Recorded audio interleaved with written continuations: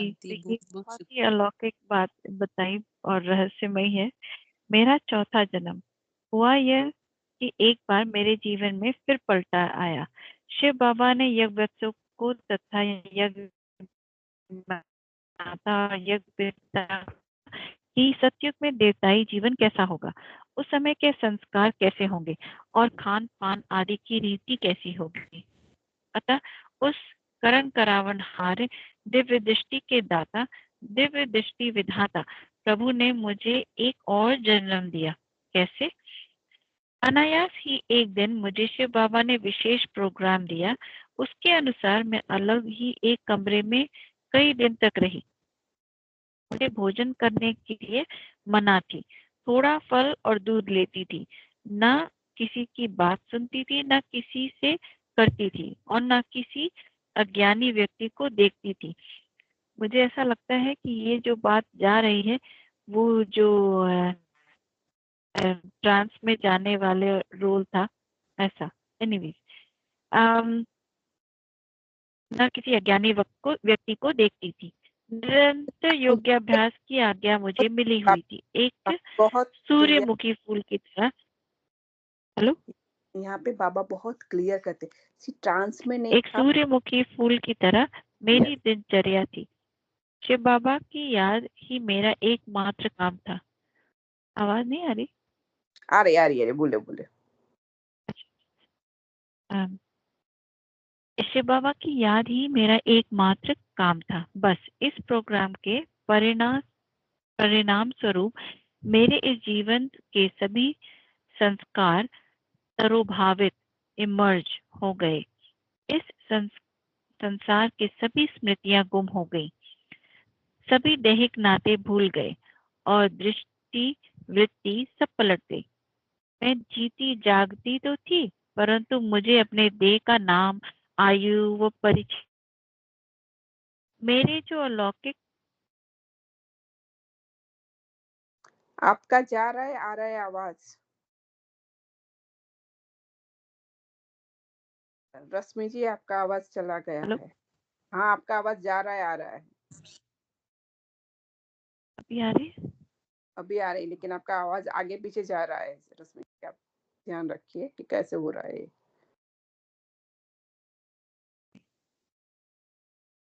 अच्छा, मैं थोड़ा सा पीछे से। इस प्रोग्राम के परिणाम स्वरूप मेरे जीवन में सभी संस्कार तरोभावित इमर्ज हो गए। इस संसार की सभी स्मृतियां गुम हो गई थी, सभी दैहिक नाते भूल गए और दृष्टि वृत्ति सब पलट गई। मैं रश्मि जी, जीती जाग इमर्ज इमर्ज नहीं, मर्ज हो मर्ज गए। है, मर्ज है। माना दब गए, सब भूल गई, विस्मृति हो गई, है ना। इस- इमर्ज जी होना माना जागृत हो जाना, मर्ज होना माना विस्मृति हो जाना, भूल जाना सब कुछ। जी, हाँ। ठीक है आत्मा। मैं जीती जागती तो थी, परंतु मुझे अपने देह का नाम, आयु व परिचय कुछ भी याद नहीं रहा। मेरे जो लौकिक संबंधी थे, उनकी भी मुझे पहचान तथा स्मृति न रही। यहाँ यज्ञ में आने के बाद मेरे दिव्य संबंधी अर्थात यज्ञ निवासी भाई बहन थे, इनके भी नाम आदि मुझे सब भूल गए थे। मैं अपने आप को भविष्य की सत्युगी सृष्टि की एक दैवी राजकुल की बहुत छोटी सी कन्या के रूप में अनुभव किया। वहां की ही भाषा तथा बोलचाल मेरे मुख के धीमे धीमे स्वर से निकलती थी। वहां के देवी देवताओं जैसी सतो प्रधान संस्कारों का मेरे मन में प्रादुर्भाव हुआ। तो वो ये हुआ इमर्ज, नहीं प्रादुर्भाव, मर्ज है या ये ये हुआ। तो वहां के जो देवी संस्कार थे वो सरफेस पे आ गए, इमर्ज हो गए। मैं काम, क्रोध, लोभ आदि का अर्थ, व्यवहार तथा विचार जानती तक नहीं थी। यह कलयुगी संसार की भाषा, चेष्टा, हाव भाव, रीति रस्म आदि को समझती तक नहीं थी। मेरे नेत्र वही थे, परंतु देखने वाला मन बदल गया हुआ था। मैं दिव्य दृष्टि से भी सभी को देखती थी। त्रिकालदर्शी परमपिता परमात्मा ने अपनी शक्ति से मुझे कुछ समय के लिए ऐसा कर दिया था कि जो जो भी यज्ञ वत्स मेरे सामने आते, मेरे मन में उनकी वह सूरत, सीरत, उनका वह नाम धाम, वह संबंध और कर्तव्य स्पष्ट रूप से अंकित हो जाता, जो कि भविष्य में सत्ययुग की सृष्टि में उन्हें मिला था। उन्हें मिलना वाह, उन्हें मिलना था। हमें मिलना था। तो इनके मन में वह सूरत, वह नाम धाम और संबंध कर्तव्य स्पष्ट होते, जो कि उनके भविष्य में मिलना था सत्युग में। मुझसे यज्ञवत से कई बातें पूछते कि आप कौन हो, तो मैं अपने आप को भविष्य की सत्युगी सृष्टि में की एक शहजादी व राजकुमारी महसूस करने के कारण अपना वही देवताई नाम धाम आयु आदि बताती, और जब वे पूछते कि फला को यज्ञ व्यक्त है, यह कौन है, तो उसे भी मैं सत्युगी राजकुमार व राजकुमारी या दास दासियों या सखी आदि जिस रूप में देखती, उसी का वर्णन करती। कौन से राजा का राज्य, कौन मेरे पिता हैं, उनका भी पता मैं दे देती थी। मेरा ऐसा पाठ लगभग 1 डेढ़ मास चला। मैं सत्युगी देवी राजकुमारियों की तरह बहुत ही थोड़ा खाती, दिन भर में 1 2 बार दूध के 2 4 चम्मच ले लेती। इतना बड़ा शरीर था, सभी सोचते थे कि यह इतने दिन तक इस प्रकार अल्प भोजन पर कैसे चलेगा, परंतु मुझे कुछ भी कमजोरी अनुभव नहीं होती। एक छोटी सी देवी शहजादी की तरह ही मेरा चाल ढाल, मेरे खान पान और मेरा सारा व्यवहार था। उन्हीं दिनों मेरे लौकिक रिश्तेदार भी यज्ञ में मुझसे मिलने आए थे, परंतु मैंने किसी को भी नहीं पहचाना था। जब मेरा यह पाठ समाप्त हुआ, तब भी बहुत दिनों तक मुझे अपने दैहिक नाम, देह के संबंधियों का परिचय तथा यज्ञ वत्सों का भी नाम आदि याद न थे। कई दिन तक जब मुझे यज्ञ वत्सों का तथा मेरे मर्जीवा जीवन का मुझे परिचय याद दिलाया जाता रहा, तब मेरा पहले वाला यथार्थ यज्ञ का जीवन मुझे याद हो आया, और दिव्य दृष्टि पर आधारित मेरे अब देवताई जीवन का पाठ हल्का हुआ। तब मुझे यज्ञवत्सों ने बताया कि 1 डेढ़ मास मेरा जीवन बिल्कुल ही बदला हुआ था और एक दैवी शहजादी की तरह था। मुझे तो अब उस 1 डेढ़ मास के जीवन का बिल्कुल पता तक न था। अरे विस्मृति हो जाती है अगर सत्यु के जीवन में गया हुआ गई हुई आत्मा अब जब वापस से इस तो संगम युग पर आती नहीं, वो बाबा ने पाठ चलवाया था, इसीलिए उनको नहीं चलवाया। पता। बस मैं ये जानती थी कि इस 1 डेढ़ मास के समय में मैं कहीं गुम थी, पता नहीं कहाँ थी।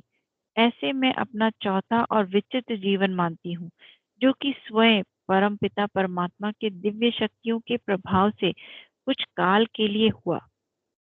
इससे मेरा जीवन में एक और पलटा आया था। यज्ञ कुंड के बाहर निकलने के बाद संसार कैसा लगा। इस प्रकार 4 जन्म लेकर अब काफी समय यज्ञ की दैवी वत्स्यों के साथ ईश्वरीय गुरुकुल में पवित्र वातावरण में ही हमारा जीवन बीता था। अब जब फिर अपने अलौकिक अब लो जब फिर अपने लौकिक परिवार के ज्ञान से वार्त यज्ञ कुंड को बाहर जाने का ईश्वरीय आदेश मिला, तो मुझे बड़ा अजीब सा लगा था। माउंट आबू में बस स्टैंड से बस में बैठकर जब हम आबू रोड पर पहुंची, तो यह दुनिया ही बड़ी अजीब लगती थी। प्यारे बाबा से बिछुड़ कर हम पहली बार जा रहे थे, इसलिए मन में एक ओर तो यज्ञ की याद हमें खींच रही थी, दूसरी ओर इस संसार का वातावरण घोर नरक सा जैसा लगता था, जिसे देखकर मन करता था कि वापस अपने ईश्वरीय कुल के शुद्ध वातावरण में लौट जाएं, जहां पर ऐसे अशुद्ध मन तरंगे वाइब्रेशंस नाम मात्र भी नहीं है, परंतु सेवार्थ जाना ही था। इसलिए मजबूरी महसूस करते हुए रेलगाड़ी में सवार हो गई। रेल में लोगों की दृष्टि, वृत्ति, बोलचाल, रहन सहन देखकर ऐसा लगता था कि अब यह संसार बहुत ही बिगड़ गया है और मनुष्य बिल्कुल ही देह अभिमानी बन गए हैं। तभी कवि का यह गीत स्मरण हो आया। तो कवि भी उस टाइम के वृत्तांत बहुत अच्छे से अपने पंक्तियों में लिखते हैं। देखते संसार की हालत क्या हुई हो गई भगवान, कितना बदल गया इंसान। सूरज न बदला, चांद न बदला आसमान, पर बदल गया इंसान। छल और कपट के हाथों बेच रहा ईमान। राम की भक्ति रहीम के बंदे, रखते आज फरेब के फंदे। कितने ये मक्कार ये अंधे। इस तरह से बाबा ने उनकी काली करतूतों के बारे में आपस में झगड़ते हैं। अ, खेल भी है वो भी बिगाड़ते हैं। कितने घर उजाड़ते हैं, माँ से बच्चे बिछड़ जाते हैं। इन सब का वृत्तांत कवि ने अपने काव्य में ये बात लिखी कि किस तरह से बदल गया इंसान। ओम शांति। आप आगे बोलेंगे। यस, तो बाबा ने कहा है कि ब्रह्मा कुमारी सीती जी कहती है कि बहुत समय तक यज्ञ कुंड में रहने के कारण हमें बाहर के संसार का कुछ भी पता न था। यहाँ तक कि हमें ये भी नहीं मालूम था कि अब सरकार का कौन सा सिक्का चल रहा है, पैसा कौन सा चल रहा है, कौन सा चलन चल रहा है। हम जब यज्ञ में रहती थी तो हमने कभी हाथ में पैसा लिया न था, क्योंकि हमें कोई सौदा तो खरीदना नहीं पड़ता था। हमें तो सब कुछ ईश्वर यज्ञ के भंडार से ही बिन मांगे मिलता था। बाबा का ये आदेश था कि यज्ञ वस्तु को कभी भी कुछ मांगना न पड़े। बाबा कहा करते थे, सतयुग में देवी देवता कभी किसी से कुछ भी नहीं मांगते नहीं। अतः अब जबकि यज्ञवत्स देवता बनने का पुरुषार्थ कर रहे, तो इन्हें भी कुछ मांगने की आवश्यकता नहीं रहनी चाहिए। अहो प्रभु द्वारा पालन की उस अनोखी रीत का हम कैसे वर्णन करें। सिर्फ हम पढ़ते तब भी हम कैसे एक अंदर से कंपारी हो जाती रहे कि कैसा था, राइट। उस अलबेले फिकर के फारिग जीवन की घड़ियां तो अत्यंत सुखमय थी। तभी तो कहा गया कि तुम मात पिता हम बालक तेरी कृपा से सुख घने रे। तो मैं ये बता रही थी कि हमें संसार के सिक्कों का कुछ पता नहीं था। हमारी दुनिया ही एक न्यारी और प्यारी एक ईश्वरीय दुनिया थी। यदि कोई नया व्यक्ति वहां आकर रहता है तो वो समझ सकता है कि सचमुच भोलानाथ शिव एक नई सरल स्वभाव वाली पवित्र पुष्पों वाली प्यारी सृष्टि की रचना कर रहे हैं। मुझे याद है कि एक बार जब हमारी दो देवी बहनें ईश्वर सेवा के लिए कहीं गई थी तो एक छोटी समस्या उनके सामने आई। उन्हें एक टांगे वाले को अट्ठनी देनी थी, 25 सेंट्स, और वे ये निर्णय नहीं कर पा रही थी कि वे टांगे वाले को कौन सा सिक्का दिया जाए। देखो, बात ये थी कि उन दिनों के एक नया रुपया निकला था और एक अट्ठनी का सिक्का पहले से चल रहा था, और दोनों का घेरा लगभग, दोनों का जो आकार था सब कुछ सेम था, लगभग बराबर था। उन्होंने सही। दो सिक्कों को एक दूसरे के ऊपर रखकर देखा, और सही। जो सिक्का घेरे में छोटा पाया उसे उन्होंने अट्ठनी मारकर टांगे वाले को दे दिया। वाह वाह वाह वाह! क्योंकि वे दोनों बहनें पढ़ी लिखी तो नहीं थी, परंतु वे अपने लिए ये सौभाग्य की बात मानती थी कि केवल ईश्वरीय विद्या ही पढ़ी थी। उन्होंने उस कलयुगी राइट, कलयुगी नरक की संसार की छी बातें न पढ़ी थी न सुनी थी। हाँ, बाद में उन्होंने थोड़ा सा अक्षर ज्ञान भी ले लिया ताकि वे लेन देन भी कर सके। ऐसी निराली अवस्था में जब हम ब्रह्मा कुमारियां यज्ञ कुंड से निकल लोक सेवा गई तो समझा जा सकता है कि हमें ये संसार कैसा लगा होगा। जब हमको लोग कहते थे कि हम विकारों को जीत नहीं सकते, तो उन पर बड़ा आश्चर्य होता था, क्योंकि हम पर बाबा ने ऐसी ज्ञान वर्षा की थी कि हमारा तो सहज ही स्वभाव ही निर्मल निर्मल हो गया था। अपने पहली रेल यात्रा के बारे में ब्रह्मा कुमारी गंगा जी लिखती है कि रेल में बैठे हुए भी हमें अपने यज्ञ की याद आती रही, और बाबा की और हमारा मन खींचा रहा। आखिर मन को हमने जैसे तैसे अपने काबू में करके पास बैठी दूसरी माताओं को ईश्वरीय ज्ञान सुनाना प्रारंभ किया। उन लोगों को इससे बहुत ही शांति का अनुभव हुआ, और वे हमें अपने यहाँ के लिए निमंत्रण भी देने लगी। उन पर इस ज्ञान का बहुत ही अच्छा प्रभाव पड़ा। तब हमें बाबा के ये महावाक्य याद हो आए कि बच्ची, जब आप ये ईश्वरीय ज्ञान लोगों को सुनाएंगे ना, तो उन्हें बहुत खुशी होगी, आपका बहुत प्रभाव निकलेगा आदि आदि।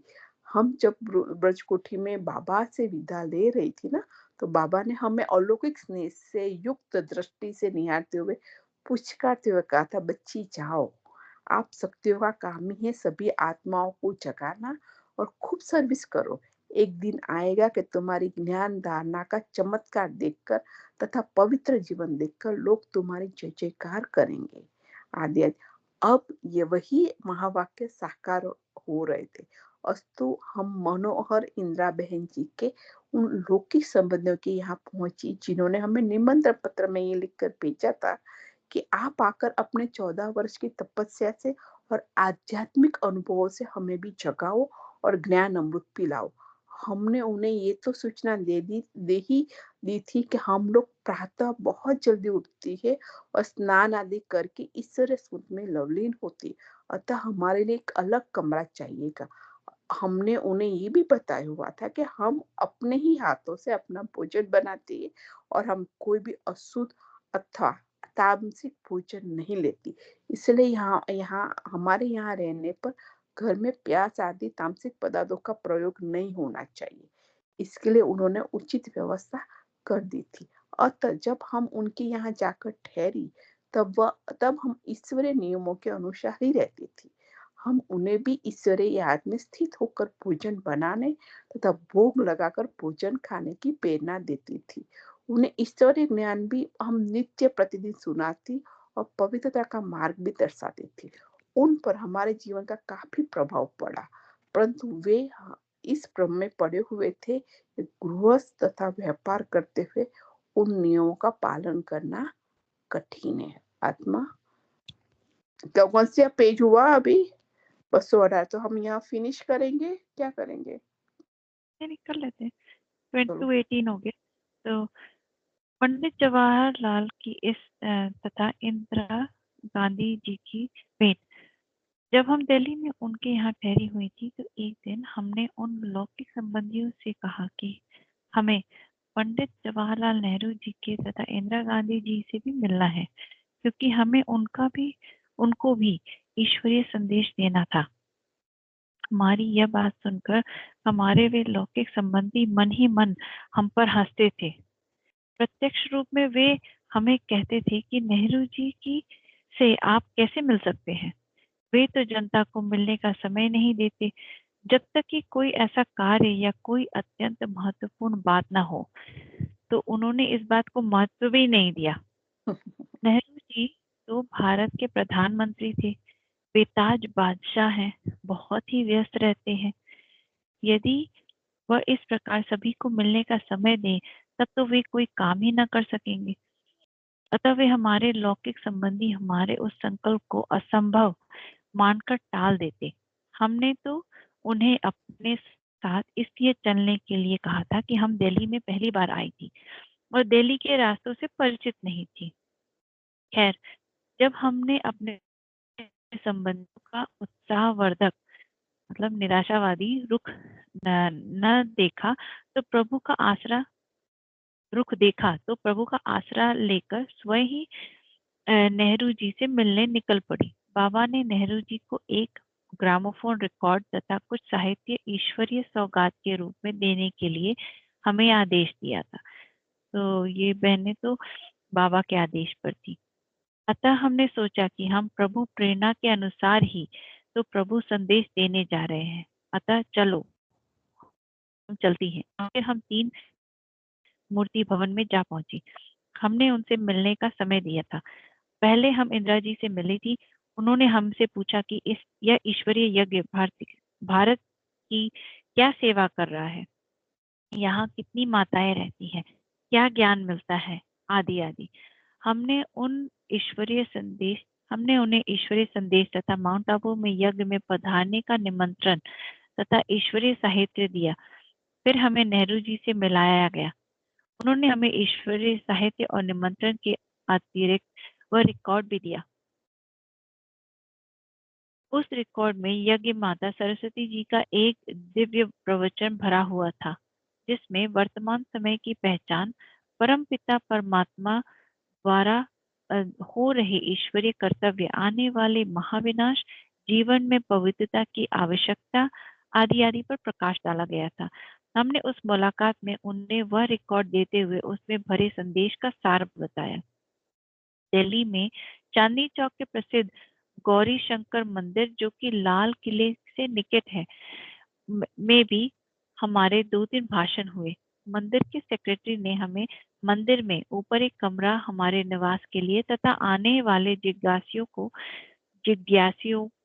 को ज्ञान वार्तालाप के लिए दिया था।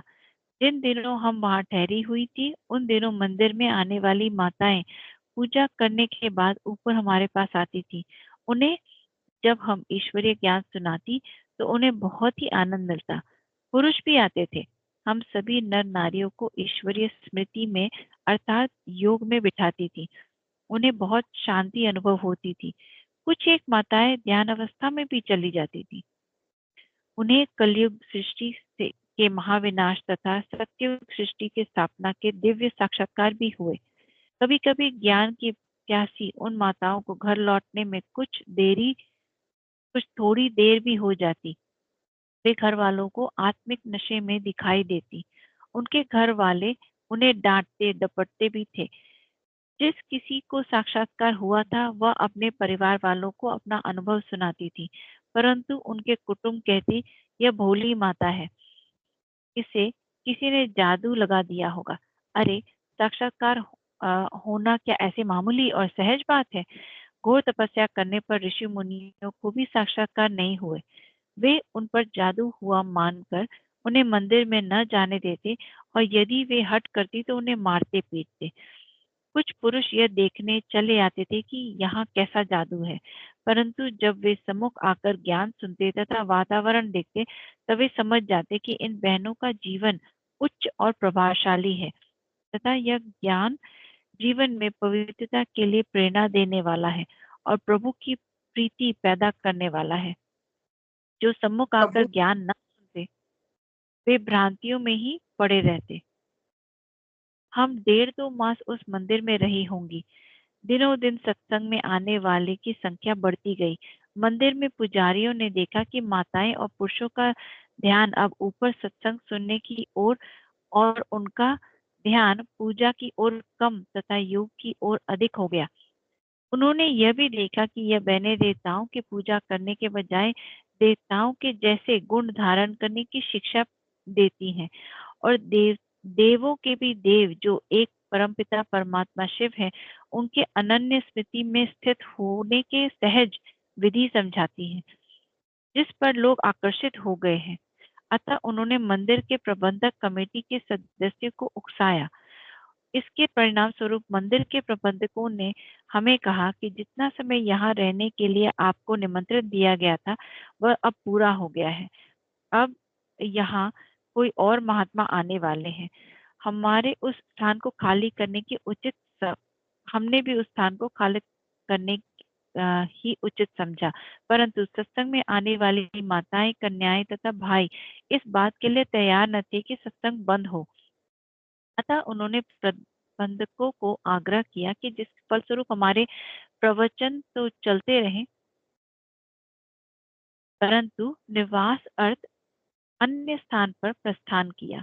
हम तो फिनिश करते अभी हैं। हाँ, यहीं पे फिनिश करते हैं। ये पेज 221 का पहला पैराग्राफ है। ये बहुत अभी रोमांचक स्थान पे हम आ गए हैं, जहाँ अब यहाँ से कैसे यहाँ ये जो बाबा के ज्ञान की वृद्धि हुई, सेंटर्स खुले होंगे। अब ऐसा लगता है कि वहां पे हम आ गए हैं। सही है। तो तो सारी जी, आत्माओं को ओम शांति। थैंक यू आत्मा। और जो आत्मा ओम आगे भी, शांति। जैसे अलका सिस्टर है, नीरू आंटी, अगर आगे आप लोग